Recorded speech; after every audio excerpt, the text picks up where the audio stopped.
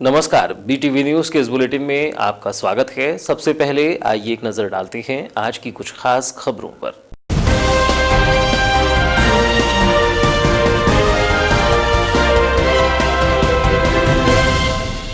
Covid ICU प्रारंभ होने के बाद भी नहीं मिल रहा लाभ, जिले के मरीजों को भेजा जा रहा है छिंदवाड़ा। बीते 3 दिनों में 15 मरीजों को किया गया छिंदवाड़ा रेफर।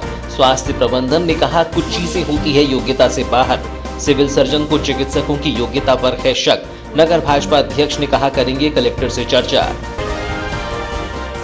पंचायत चुनाव आरक्षण पर फंसा पेच, सरपंच पंच पदों का आरक्षण दोबारा होने के आसार। आरक्षण को लेकर सस्पेंस बरकरार। 31 दिसंबर तक हो सकती है आचार संहिता घोषित। बालाघाट जिले में 722 पंचायतों का हुआ है आरक्षण। पंच पदों के लिए 11,592 वार्डों में हुई है आरक्षण प्रक्रिया। सरपंच पंच पदों के लिए जिले की 722 पंचायतों में आरक्षण। सड़क हादसे के बाद पुलिस ने नहीं लिखी रिपोर्ट। मौत के बाद ग्रामीणों ने 5 घंटे किया चक्का जाम। अधिकारियों के आश्वासन के बाद माने प्रदर्शनकारी। मामले में खैरलांजी थाने के एएसआई पर गिरी गाज। खैरलांजी क्षेत्र अंतर्गत ग्राम भौरगढ़ का है मामला।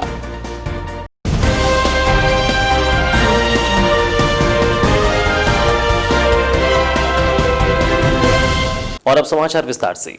जिला अस्पताल में कोविड आईसीयू यूनिट 2 माह पहले से कंप्लीट होने का दावा किया जा रहा है, लेकिन यूनिट अब भी बंद है और कोविड के मरीजों को इलाज के लिए छिंदवाड़ा भेजा जा रहा है। बता दें कि बीते 3 दिनों में ही लगभग 15 कोरोना पॉजिटिव मरीजों को छिंदवाड़ा रेफर कर दिया गया है। मामले में स्वास्थ्य प्रबंधन की माने तो कुछ चीजें जिला चिकित्सालय के चिकित्सकों की योग्यता से बाहर हैं, इसलिए मरीजों को छिंदवाड़ा भेजा जा रहा है। इसका मतलब साफ है कि स्वास्थ्य विभाग को अपने ही चिकित्सकों की योग्यता पर शक है। प्राप्त जानकारी के अनुसार जिले में सरकारी रिकॉर्ड के अनुसार अब तक 11 मरीजों की मौत कोरोना से हो चुकी है, जबकि वास्तव में मरने वाले मरीजों का आंकड़ा 50 से ऊपर पहुंच गया है। इनमें कई मरीजों की जान रेफर करने के दौरान रास्ते में हुई है, क्योंकि उन्हें आईसीयू की सुविधाएं नहीं मिल पाई। कोरोना वायरस संक्रमण के गंभीर मरीजों को जिले में ही स्वास्थ्य सुविधा मुहैया कराने के लिए 1 करोड़ से अधिक की लागत से कोविड आईसीयू जिला अस्पताल में तैयार किया गया, जिसका ढोल नगाड़ों के साथ राज्य मंत्री के हस्ते शुभारंभ भी करा दिया गया। लेकिन आईसीयू के शुभारंभ के बाद से ही यह आईसीयू राजनेताओं और जिले की जनता के लिए सिरदर्द ही साबित हो रहा है। बता दें कि पहले तो आईसीयू को संभालने के लिए चिकित्सकों की कमी और अकुशल चिकित्सकों के चलते आईसीयू को प्रारंभ न किए जाने की जानकारी सामने आई, जिसके बाद जिला प्रशासन के द्वारा जिले के 4 चिकित्सकों को शासकीय खर्चे पर भोपाल ट्रेनिंग के लिए भेजा गया। लेकिन जब चिकित्सक ट्रेनिंग से वापस लौटे तो चिकित्सालय प्रबंधन के द्वारा कोविड आईसीयू में जनरेटर न होने के चलते आईसीयू को प्रारंभ नहीं किए जाने की बात कही, जिसके बाद स्वास्थ्य मंत्री के अल्टीमेटम के बाद 3 दिनों में ही स्वास्थ्य विभाग ने आनन फानन में आईसीयू के लिए एक जनरेटर तो लगवा लिया और कोविड आईसीयू के प्रारंभ होने का दावा भी किया गया, लेकिन यह दावे खोखले ही नजर आ रहे हैं। कोविड आईसीयू के प्रारंभ होने के दावे करने के बाद स्वास्थ्य विभाग से जारी कोरोना हेल्थ बुलेटिन की माने तो जिले में कोविड आईसीयू होने के बावजूद भी जिले के 15 मरीजों को छिंदवाड़ा रेफर कर दिया गया। बता दें कि सर्व सुविधायुक्त इस यूनिट को करीब 2 माह पहले कंप्लीट होने का दावा किया गया, मगर कोरोना की गंभीर स्थिति से निपटने के लिए सर्व सुविधायुक्त व्यवस्था होने के बाद भी गंभीर मरीजों को इलाज के लिए बाहर जाना पड़ रहा है, जबकि सुविधा जिला अस्पताल में मुहैया कराई गई है, मगर जरूरतमंदों के काम नहीं आ रही है। जब मामले में जिला चिकित्सालय के सिविल सर्जन डॉक्टर आर.के. मिश्र से चर्चा की गई तो उन्होंने गोलमोल जवाब देते हुए कहा कि आईसीयू को चलाने के लिए यहाँ के चिकित्सकों में योग्यता ही नहीं है। उन्होंने कहा कि कुछ ऐसी चीजें होती है जो कि योग्यता से बाहर होती है। हमारे पास सभी सुविधाएं हैं, लेकिन जो मेडिकल कॉलेज के पास सुविधाएं हैं वह हमारे पास नहीं है। जब हम देखते हैं कि मरीज की स्थिति ठीक नहीं है तो उसे मेडिकल कॉलेज भेज दिया जाता है। ऐसा नहीं है, क्या है कि हमारे यहाँ आईसीयू में जितनी व्यवस्था है उसको हम कर रहे हैं और सब पेशेंट जिसको हम भर्ती कर रहे हैं अधिकतर ठीक भी हो रहे हैं, और जिसको लगता है कि हालत ऐसी है कि जिसको अपने यहाँ पे उसका इलाज संभव नहीं है कुछ चीज़ ऐसी होती है जो अपने योग्यता से बाहर की चीज़ रहती है, कैपेसिटी की से, तो उसको हमको सरकार ने ऐसा बताया है कि अपने को कोविड के जब पेशेंट ऐसा लगे तो उनको छिंदवाड़ा मेडिकल कॉलेज रेफर करना है। वहाँ पर तो जिला अस्पताल है, लेकिन जिला अस्पताल में थोड़ी कोई जिला अस्पताल वाले मेडिकल कॉलेज में ही रखते हैं, ऐसा उसमें। बाकी हमारे ठीक रहे, ठीक भी तो हो रहे हैं मरीज हमारे यहाँ। मामले की जानकारी लगने पर नगर भाजपा अध्यक्ष सुरजीत सिंह ठाकुर ने कहा कि कोविड आईसीयू में जब तक मरीजों का उपचार प्रारंभ नहीं हो जाता तब तक हम भी संतुष्ट नहीं हैं। जब मरीजों को उचित उपचार मिलेगा और वह संतुष्ट होंगे तब हम भी संतुष्ट होंगे। उन्होंने कहा कि अभी भी मरीजों को छिंदवाड़ा भेजा जा रहा है, जो कि गलत है, क्योंकि आईसीयू में 9 वेंटिलेटर बेड हैं। अगर फिर भी मरीजों को छिंदवाड़ा भेजा जा रहा है तो यह आईसीयू की कमी है या फिर हमारे चिकित्सकों की। यह दोनों गंभीर विषय हैं जिसके लिए हम अधिकारियों से चर्चा करेंगे। कोविड आईसीयू में जब तक आम लोगों का ट्रीटमेंट प्रारंभ नहीं होगा तब तक व्यक्तिगत तौर पे तो हम भी संतुष्ट नहीं होंगे, क्योंकि आईसीयू सिर्फ चालू हो जाना, चालू होकर संचालित होना, उसमें मरीजों को उचित उपचार जब मिलने लगेगा और वहाँ से निकलने वाले या वहाँ चल रहे इलाज जो मरीजों का, उससे वो जब संतुष्ट होंगे, जब ही हम भी संतुष्ट होंगे। तो अभी मैं भी पूरी तरह नहीं मानता, चूँकि जैसा आपके माध्यम से जानकारी लग रही है कि अभी भी पेशेंटों को छिंदवाड़ा भेजा जा रहा है। तो हमारे आईसीयू में वेंटिलेटर बेड भी हैं, 9 बेड। उसके बाद भी अगर छिंदवाड़ा भेजा जा रहा है तो या तो फिर हम अपने आईसीयू की कमी माने या अपने एमडी डॉक्टरों की कमी। निकाय चुनावों के लिए अध्यक्ष पदों का आरक्षण राज्य स्तर से 9 दिसंबर को होने की घोषणा के साथ ही अब यह साफ हो चला है कि प्रदेश में पहले निकाय चुनाव हो सकते हैं, जबकि पंचायत चुनाव इसके बाद किए जाएंगे। इसी बीच पंचायत चुनाव के आरक्षण को लेकर भी पेच बना हुआ है। सूत्रों की माने तो सरपंच एवं पंच पदों का आरक्षण दोबारा किए जाने के आसार दिखाई पड़ते हैं। हालांकि राज्य सरकार को अंतिम निर्णय लेना है, जिसके बाद ही कुछ कहा जा सकता है। प्रदेश स्तर पर जनचर्चा है और विभागीय सूत्रों की माने तो पंचायत चुनाव के आरक्षण को लंबा समय बीत चुका है, जिसकी अवधि 1 वर्ष पूर्ण होने जा रही है। बालाघाट जिले में 30 जनवरी को सरपंच और पंच पदों के लिए आरक्षण प्रक्रिया पूरी की गई थी। इस अवधि में कमलनाथ सरकार सत्ता पर बनी हुई थी, लेकिन इसके बाद सियासी उलटफेर शुरू हो गए, जिसका नतीजा ये रहा कि मध्य प्रदेश में उपचुनाव की नौबत आ गई और भाजपा सरकार ने मध्य प्रदेश में फिर से सत्ता की कुर्सी हथिया ली। इसी बीच पंचायत चुनाव के लिए हुए आरक्षण को लेकर लगातार सवाल उठते रहे और कयास लगाए जाते रहे कि तत्कालीन कांग्रेस सरकार में हुए आरक्षण को भाजपा सरकार रद्द कर देगी। अब भी ऐसी ही संभावनाओं से इनकार नहीं किया जा सकता। ऐसे में विभागीय सूत्रों की माने तो प्रदेश में पंचायत चुनाव के लिए आरक्षण प्रक्रिया दोहराई जा सकती है। फिलहाल राज्य सरकार निकाय चुनाव को लेकर फोकस कर चुकी है और पंचायत चुनाव इसके बाद होने की संभावना है। इसी बीच चुनावी गतिविधियों के बने रहने के साथ ही सरपंच और पंच पदों के लिए आरक्षण प्रक्रिया पुनः अपनाए जाने की अटकलें भी तेज है, जिसका निर्णय केवल राज्य सरकार की मुहर के बाद ही तय माना जाएगा। वर्ष 2020 में पंचायत चुनाव की तैयारियों को लेकर 30 जनवरी को बालाघाट जिले की 722 पंचायतों में आरक्षण प्रक्रिया हुई थी, जिसके तहत बालाघाट जनपद की 80 पंचायतें, किरनापुर की 87, लांजी की 81, वारासिवनी की 64, कटंगी की 82, खैरलांजी की 65, लालबर्रा की 78, बैहर की 56, बिरसा की 69 और परसवाड़ा जनपद क्षेत्र की 60 पंचायतों में सरपंच पदों के लिए आरक्षण हुआ था। इसी प्रकार जिले की 722 पंचायतों के तहत 11,592 वार्डों के लिए पंच पदों का आरक्षण कर लिया गया है। जिले में जनपदवार वार्ड आरक्षण की कुल संख्या में बालाघाट जनपद की पंचायतों में 1,303 वार्डों में आरक्षण हुआ।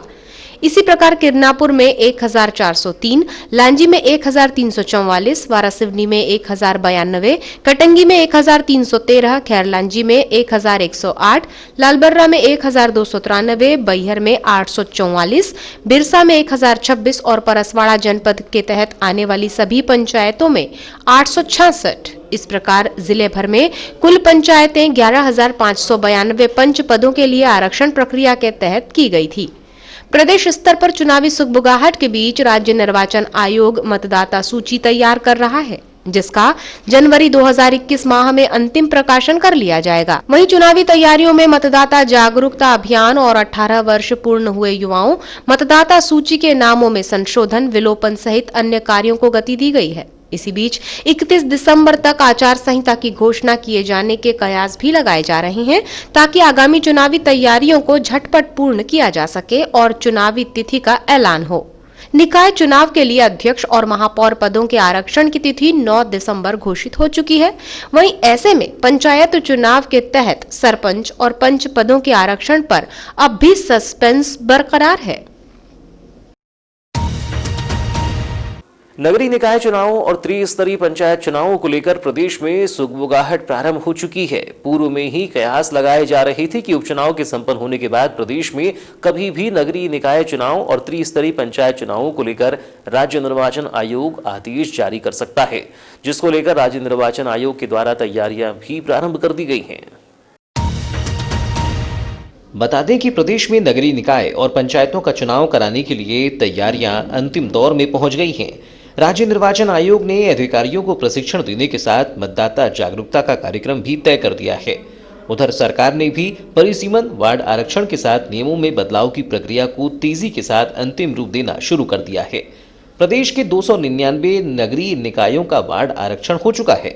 वहीं जिला पंचायत को छोड़कर बाकी संस्थाओं में आरक्षण की प्रक्रिया पूरी हो गई है। जानकारी के अनुसार प्रदेश में 344 निकायों के चुनाव प्रस्तावित हैं। इनमें से 299 निकायों के वार्डों का आरक्षण पूरा हो चुका है। वहीं शिवराज सरकार ने कमलनाथ सरकार के उस प्राविधान को बदल दिया है जिसमें महापौर और नगरपालिका व परिषद के अध्यक्ष का चुनाव पार्षदों के माध्यम से होना था। अब पहले की तरह जनता सीधे अपना महापौर और अध्यक्ष चुनेंगी। इसके लिए अध्यादेश के माध्यम से नगरपालिका विधि अधिनियम में संशोधन किया गया है। विभाग ने नियमों में संशोधन भी जारी कर दिए हैं, जबकि सोशल मीडिया में अब नगरपालिका निगम, नगरपालिका और नगर परिषदों के आगामी निर्वाचन के लिए महापौर अध्यक्ष के पद हेतु आरक्षण की प्रक्रिया होने की जानकारी भी व्हाट्सएप ग्रुप में साझा की जा रही है, जिसमें बताया जा रहा है कि प्रदेश के नगरपालिका निगमों, नगरपालिका और नगर परिषदों के आगामी सामान्य निर्वाचन के लिए महापौर अध्यक्ष पद के आरक्षण की कार्यवाही 9 दिसंबर को सुबह 11 बजे से रविंद्र भवन भोपाल के सभागृह में की जाएगी। हालांकि इस जानकारी में कितनी सच्चाई है यह कहा नहीं जा सकता, लेकिन सोशल मीडिया में इस तरह के मैसेज जारी होने के बाद चुनावी सुगबुगाहट को फिर एक नई हवा मिल गई है। खैरलांजी थाना के भौरगढ़ गांव में तेज रफ्तार बाइक चालक ने एक बाइक को टक्कर मार दी। घटना शुक्रवार रात 9 बजे खैरलांजी तुमसर मार्ग राज्य मार्ग की है। स्वजन रिपोर्ट लिखाने थाने गए, लेकिन उनकी रिपोर्ट नहीं लिखी गई। सामुदायिक स्वास्थ्य केंद्र खैरलांजी में प्राथमिक इलाज के बाद घायल को गंभीर हालत में स्वजन महाराष्ट्र के तुमसर ले गए। यहां शनिवार को उसने इलाज के दौरान दम तोड़ दिया। आक्रोशित ग्रामीणों ने खैरलांजी तुमसर मार्ग पर बैलगाड़ी और कार रखकर 5 घंटे तक चक्का जाम किया। प्रदर्शनकारियों ने बताया कि रात लगभग 9 बजे भौरगढ़ निवासी सुखदेव लिल्हारे गांव में शादी समारोह से लौट रहा था। तभी लीलामा निवासी राकेश भगत बाइक में एक साथी के साथ भौरगढ़ आ रहा था और उसने पीछे से टक्कर मार दी। हादसे में सुखदेव गंभीर रूप से घायल हो गया। जब परिजन थाने में रिपोर्ट दर्ज कराने गए, लेकिन 4 से 5 पुलिसकर्मी होने के बाद भी रिपोर्ट लिखने से मना करा दिया गया। ग्रामीणों ने पुलिस कर्मियों पर कार्यवाही की मांग को लेकर सुबह 9 बजे से चक्का जाम शुरू कर दिया।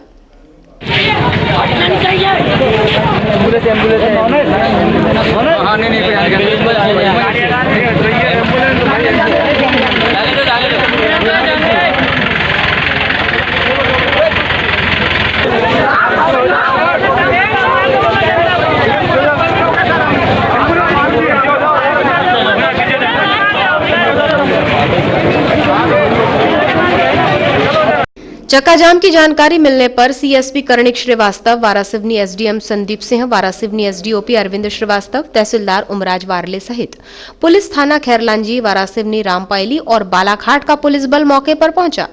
अधिकारियों ने कार्यवाही करने का आश्वासन दिया, तब जाकर दोपहर 2:15 पर प्रदर्शन बंद हुआ। इस दौरान नागपुर से खैरलांजी, वारासिवनी, बालाघाट की ओर आने जाने वाली बस समेत अन्य वाहनों के पहिए थमे रहे।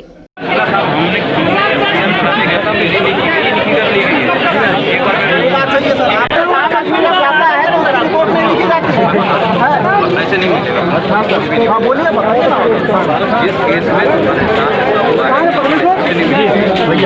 तुम्हारे साथ ऐसा हुआ कि तुम्हारा दर्ज नहीं किया, जिस केस में मामले में मृतक के परिजनों ने बताया कि शुक्रवार की रात्रि में 9 बजे की घटना है। उन्होंने कहा कि रात्रि में जब घटना की जानकारी लगी तो देखा गया जिसने मृतक को ठोस मारी थी वो खड़ा हुआ था, जिसके बाद हम रात्रि में खैरलांजी थाने गए, लेकिन हमारी रिपोर्ट दर्ज नहीं की गई।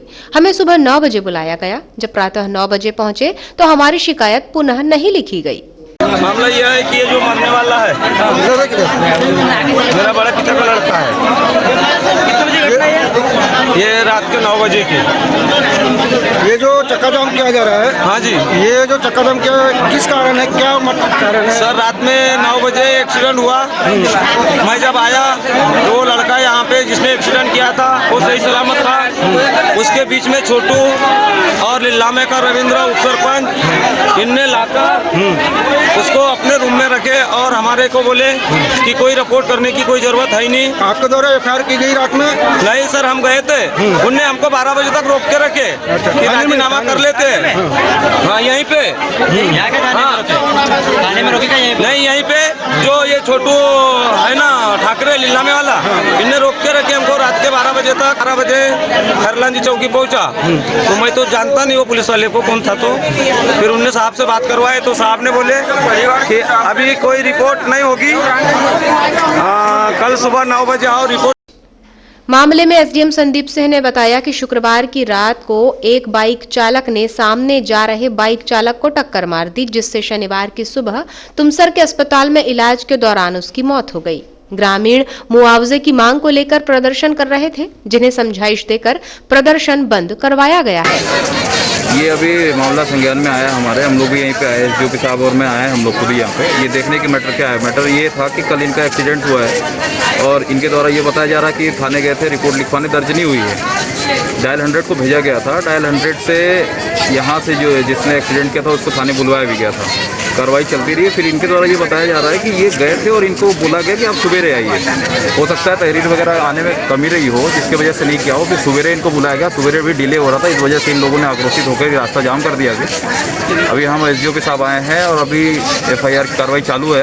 यहीं पे समक्ष में एफआईआर की जा रही है और जो कांस्टेबल ड्यूटी में थे उनके विरुद्ध हम लोगों ने अभी एसपी साहब से बात की है, तो एसपी साहब ने भी लाइन अटैच कर दिया, सस्पेंशन की कार्रवाई कर रहे हैं। क्योंकि जो दायित्व आपको दिए गए हैं और वो जिस समय के लिए दिए गए हैं, आपको उस समय पे अपनी ड्यूटी पूर्णतः करनी पड़ेगी। अगर आप ड्यूटी करने में लापरवाही आप बरतते हो और आपके तहत लापरवाही की जाती है तो उसका फिर आपका जो भी पनिशमेंट होता है विभागीय वो दिया जाएगा। तो ये थी अब तक की खबरें। नई खबरों के साथ एक बार फिर हम हाजिर होंगे, तब तक के लिए दीजिए इजाजत। नमस्कार।